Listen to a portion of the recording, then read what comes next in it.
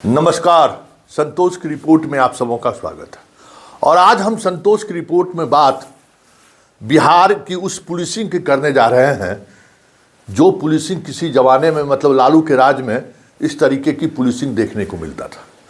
भले सम्राट चौधरी बड़े बड़े दावे कर रहे हो कि पुलिस को जनता फ्रेंडली होना चाहिए, पुलिस काम करते हुए पुलिस को दिखना चाहिए, बहुत सारी बातें कह रहे हैं। लगातार बयान भी आ रहा है कि अपराधियों पर हम छोड़ दें बिहार, नहीं तो हम अपराधियों को छोड़ेंगे नहीं। बहुत बयान चल रहा है।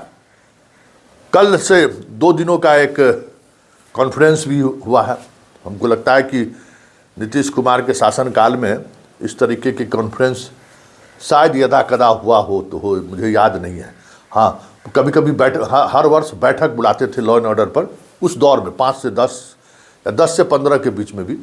तो फिर सभी एसपी, डीआईजी, आईजी आते थे और लॉ एंड ऑर्डर पर बैठक होती थी। इस तरीके का कॉन्फ्रेंस 1-2 बार हुआ है, लेकिन इस बार के कॉन्फ्रेंस में एक खास बातें देखने की होड़ लगी हुई थी कि भाई मुख्यमंत्री तो हैं ही, गृह मंत्री भी हैं और ये भी फुल फ्लेजेड गृह मंत्री हैं। इनको आईपीएस अधिकारी भी उसी तरीके से सम्मान के भाव से देखें। भाई सम्मान के भाव से तो सामान्य विधायक को भी देखना है, आम लोगों को भी देखना है, लेकिन रुतबा वाली बात है। तो उस रुतबा वाली बात को कैसे जिला मुख्यालय तक उसका प्रभाव पड़े, पुलिस मुख्यालय पर तो है ही कि भाई गृह मंत्री हैं, गृह मंत्री है, ये इसका प्रभाव वहाँ तक पहुँचे। तो पूरे तबादले के बाद नए लोग जो ज्वाइन किए, उसके बाद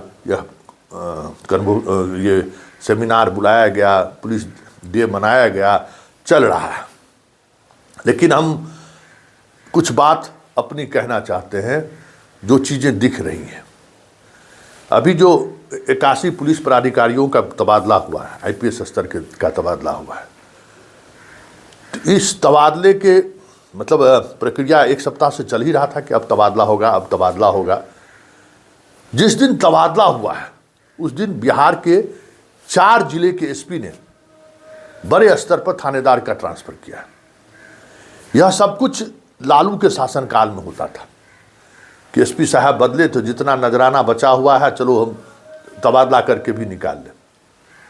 नजराना की बात नहीं है, इस सरकार में नजराना ही मतलब होगा ऐसा नहीं हो सकता है।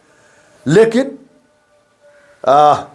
जो परसेप्शन बना है, जनता के बीच जो मैसेज गया है, वो मैसेज इसी तरीके का गया कि ये तो लालू राज में ये सब होता था कि एसपी साहब का तबादला का अखबार में देखते थे खबर, और साथ ही खबर देखते थे कि हमारा 15 गो थाना प्रभारी भी बदल गया। पहले उस ज़माने में तो अखबार ही सब कुछ था, लोगों को पता नहीं चलता था कि एसपी साहब बदल गए हैं। वो जब अखबार में खबर छपती थी तो लोगों को पता चलता था कि एसपी साहब बदल गए। वो तो धीरे धीरे ना, जैसे जैसे मीडिया क्या कह सकते हैं कि रफ्तार बढ़ा, खबरों का रफ्तार भी बढ़ा, तो लोगों को पता चलने लगा। अब देखिए ये जहानाबाद का एसपी है, अच्छा एसपी है, कैमूर में बहुत अच्छा इसने काम किया। जहानाबाद का एसपी है, ठीक है। डीआईजी से अनुमति लेकर इसने तबादला किया 9 तारीख को। लेकिन जब ऑलरेडी डीआईजी इनको अनुमति दे दिया था तो जो आने वाले एसपी हैं वो तबादला करते। अब जब आप पोस्ट कर दिए तो जो अभी एसपी साहब आए हैं उनको कितनी परेशानी होगी आप समझ लीजिए।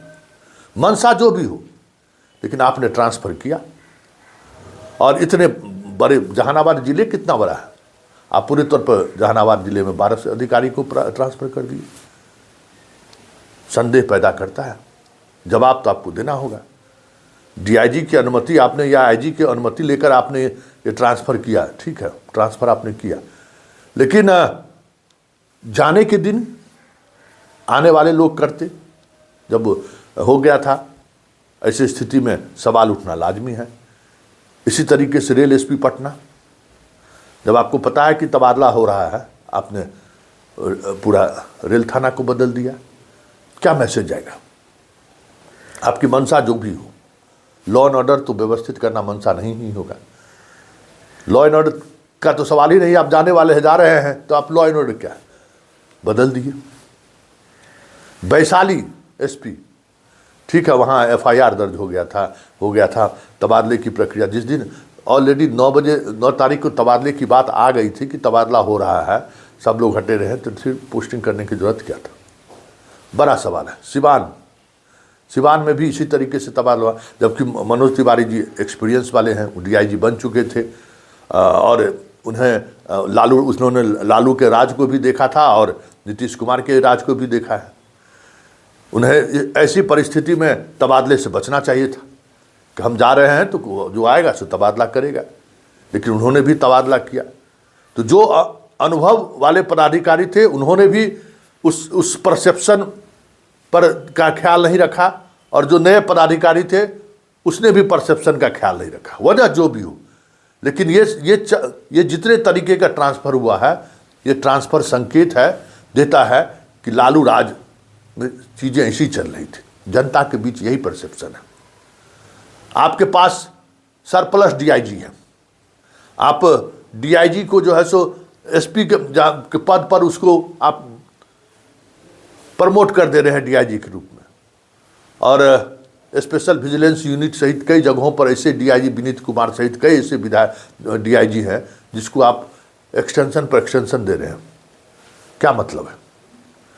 कुछ खास वजह होगी, कुछ तो वजह होगी कि जो आप अपने रेगुलर डीआईजी की पोस्टिंग नहीं करके आप अच्छा सीबीआई का स्पेशलाइज, बहुत सारे आपके पास ऐसे डीआईजी स्तर के अधिकारी हैं, आईजी स्तर के अधिकारी हैं जो सीबीआई से सीधे काम करके आए हैं, और आपके पास उन्हें समुचित जगह देने के लिए आपको उनको अपग्रेड करना पड़ रहा है।